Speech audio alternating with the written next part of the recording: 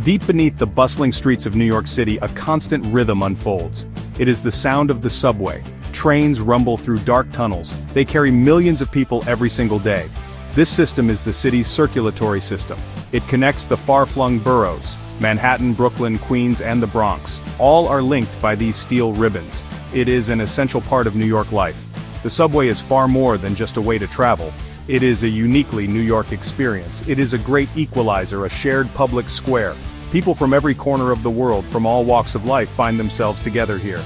They are artists and bankers, students and laborers. The trains reflect the city's vibrant energy. Its diverse population is mirrored in these moving cars. A daily ballet of humanity plays out underground. Imagine New York City without its subway. The thought is almost impossible. The city above would grind to a halt. The very pace of life, so characteristic of New York, is set by the trains below. New York as we know it could not exist. Before the subway, New York's streets were a chaotic scene.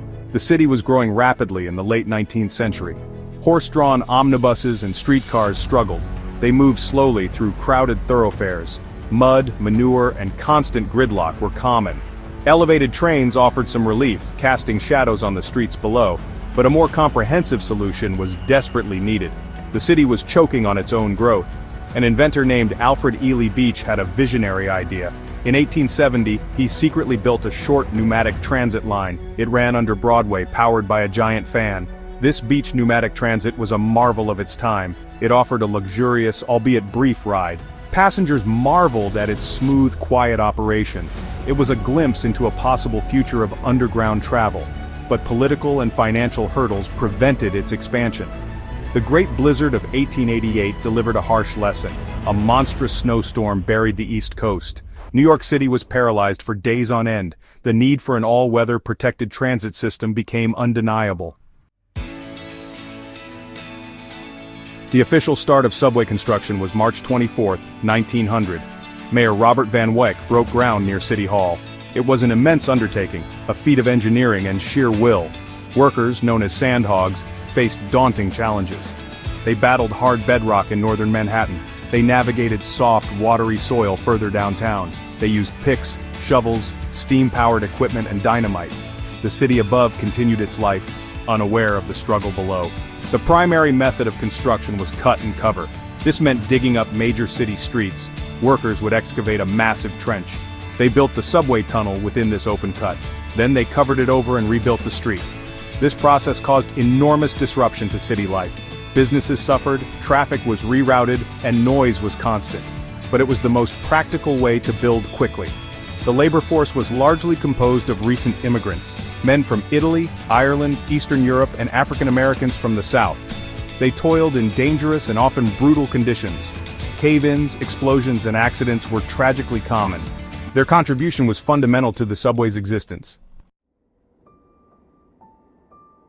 Following the IRT's success, other companies joined the fray.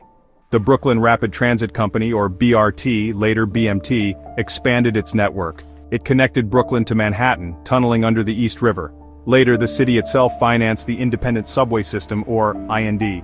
The IND was designed to be independent of private interests. These three systems competed fiercely for passengers and routes. Each had its own stations, often close but not connected. This created a fragmented and sometimes confusing experience for riders. The existence of three separate subway systems was inefficient. Riders often had to pay multiple fares to complete a journey. Transferring between lines of different companies could be difficult. The dream of a single, unified system grew over the decades. New Yorkers longed for seamless travel across the entire city. Pressure mounted for consolidation and city control. The goal was a more rational, rider-focused network. In June 1940, a major milestone was reached. The city of New York purchased the privately owned IRT and BMT. It merged them with the city-operated IND. This created the New York City Board of Transportation. For the first time, the vast majority of the subway was under single management. The 1970s and 1980s marked a grim period for the subway. New York City teetered on the brink of bankruptcy. Severe budget cuts starved the subway system of vital funds. Years of deferred maintenance began to take a heavy toll. The once proud system started to crumble, breakdowns became frequent, delays and everyday frustration. The physical state of the subway mirrored the city's broader crisis. It felt like a system in terminal decline. Trains were old, unreliable, and often filthy. Stations were poorly lit, grimy, and felt neglected. Graffiti became an overwhelming phenomenon. Elaborate spray-painted murals covered nearly every surface. Train cars, both inside and out, were canvases for graffiti artists. While some saw it as art, for many it symbolized lawlessness and decay. Crime became a pervasive fear for subway riders. Robberies, assaults, and other offenses were alarmingly common. The term Muggers Express entered the lexicon. Ridership plummeted as people felt unsafe. Many avoided the subway altogether, especially at night. The subway, once a symbol of civic pride and progress, seemed broken. Many wondered if this vital artery could ever be restored. The journey back from the brink began in the mid-1980s. New leadership at the Metropolitan Transportation Authority recognized the urgency. They understood that a functioning subway was crucial for New York's revival.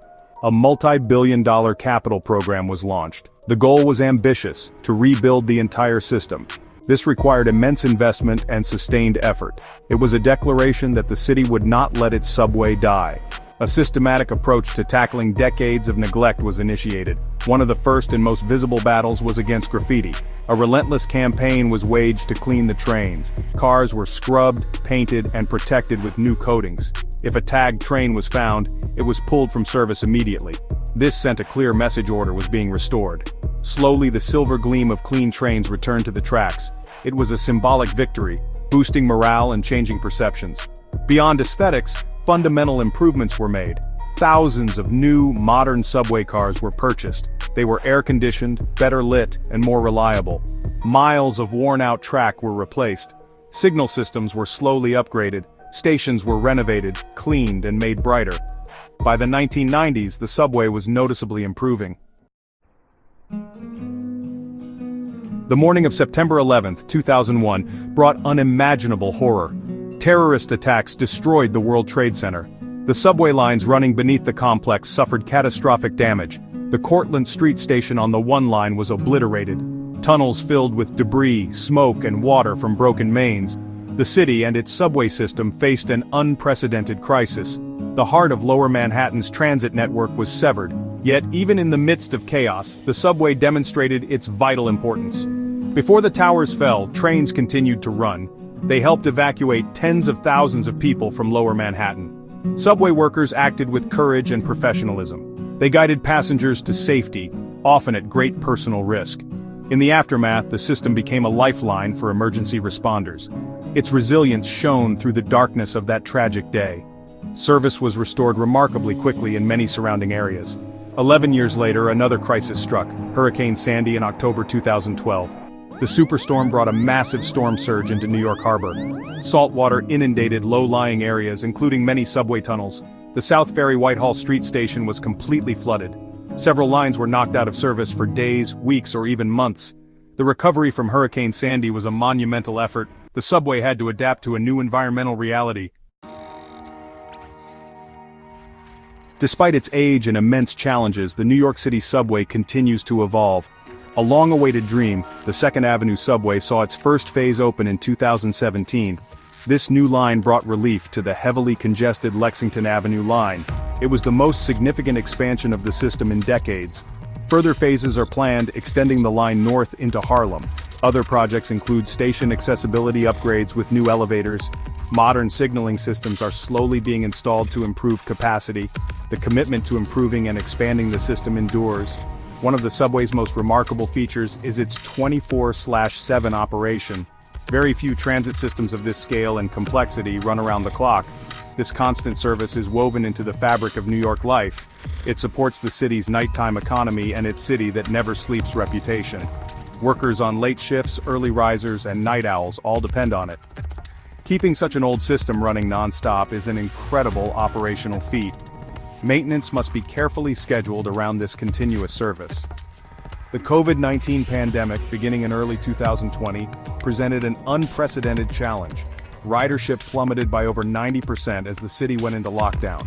The subway, once teeming with people, became eerily empty. For the first time in its history, Regular 24-hour service was suspended. Trains stopped running in the early morning hours for intensive cleaning and disinfection. The pandemic forced a re-evaluation of how the system operated.